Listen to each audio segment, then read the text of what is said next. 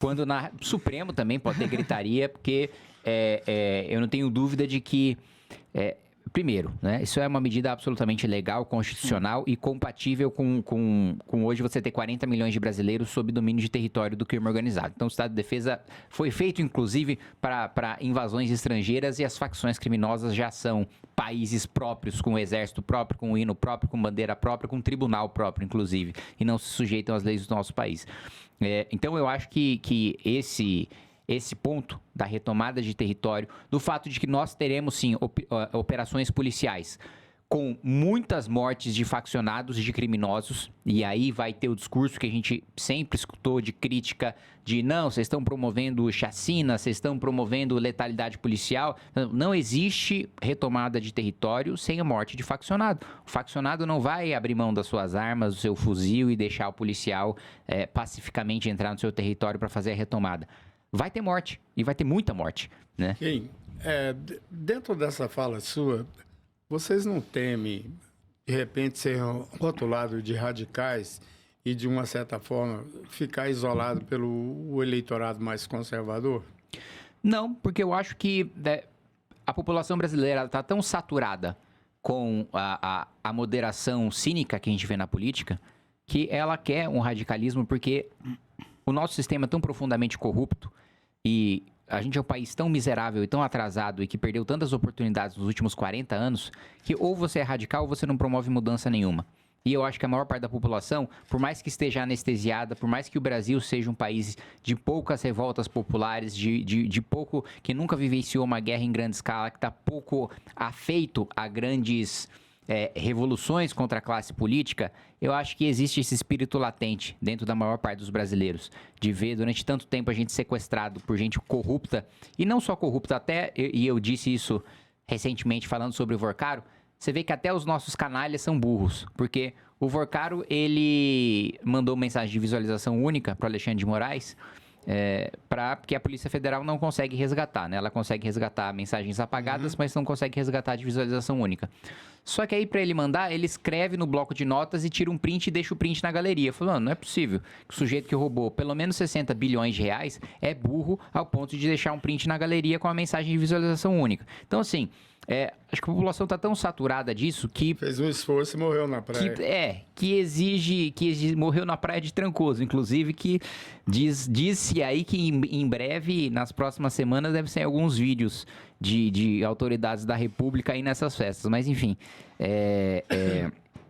eu não acho que a gente vai ficar isolado de nenhuma maneira. Eu acho que a maior parte dos brasileiros tem esse espírito dentro deles. E fazendo um complemento aqui na pergunta do Wilson, questão de eleitorado, no eventual segundo turno contra o Lula, vocês vão precisar do voto bolsonarista, não tenha dúvida disso. E você... Tem uma disputa entre o bolsonarismo e o MBL desde a eleição passada que vocês pregaram voto nulo, né? Como que vocês pretendem reverter isso no segundo turno para enfrentar o Lula? Bom, primeiro que eu acredito que a gente vai ter desmoralizado muito o Flávio Bolsonaro, a ponto da maior parte dos bolsonaristas enxergarem o despreparo dele. Gente, vamos lembrar, o Flávio Bolsonaro é aquele sujeito, primeiro, que não teve nenhuma trajetória política, que teve basicamente um mandato dado de presente pelo pai na Assembleia Legislativa do Rio de Janeiro. Nunca teve nenhum preparo, nenhuma trajetória própria, nunca construiu nada com as próprias mãos. E que quando, na primeira experiência que ele teve de embate político, porque ele nunca foi de enfrentar ninguém dentro da Assembleia Legislativa do Rio de Janeiro, a primeira vez que ele teve que enfrentar alguém, num debate ali com a Jandira Fegali, com o Osório do PSDB, ele desmaiou e literalmente cagou nas calças. Gente, é esse o nível do candidato do bolsonarismo. E os bolsonaristas, mesmo os mais radicais, eu não acredito que eles queiram morrer junto com o Flávio Bolsonaro, e eu acredito que eles têm a expectativa. Eles criaram um Flávio ideal na cabeça deles, que não é o real, e eu acho que eles vão ser confrontados com o Flávio real, porque o Flávio ideal deles é um cara que enfrenta, é um cara corajoso, é um cara que vai pra cima, e eles vão ver quando começar a campanha que o Flávio não é esse cara. Então, eu tenho convicção de que no segundo turno, nós não vamos precisar fazer muito esforço para ter o apoio mesmo dos bolsonaristas mais... Aliás, eu estava assistindo, um dos bolsonaristas mais radicais é o Kim Paim, né? Sim. Que é lá da Austrália. Que sempre, inclusive, nos atacou e nos criticou muito. E ele próprio, de uma das franjas mais radicais do bolsonarismo, disse recentemente, em entrevista, que no segundo turno apoia o Renan contra o Lula. Então, assim, nem começou a campanha e a gente já tem um bolsonarista radical admitindo que o Renan pode ir para o segundo turno e que ele indo para o segundo turno vai apoiar. Então, eu realmente não acho que isso será um problema. Ok, alguma pergunta? Né? Uai, Kim, eu queria saber sobre as expectativas do partido no Brasil em geral, porque tem agora a questão da cláusula de barreira, né? O partido que não passar não tem mais acesso a fundo partidário e tempo TV. O que vocês estão visualizando na bancada federal e no Senado? Olha, primeiro que a gente nunca esteve muito preocupado com cláusula de barreira, porque a gente não depende do fundo partidário nem do tempo de televisão para existir, né? Se a gente dependesse, nem fundaríamos o nosso próprio partido. Eu continuaria, por exemplo, no União Brasil, em que eu teria o tempo de televisão e 3 milhões de reais de fundo eleitoral para fazer a minha campanha.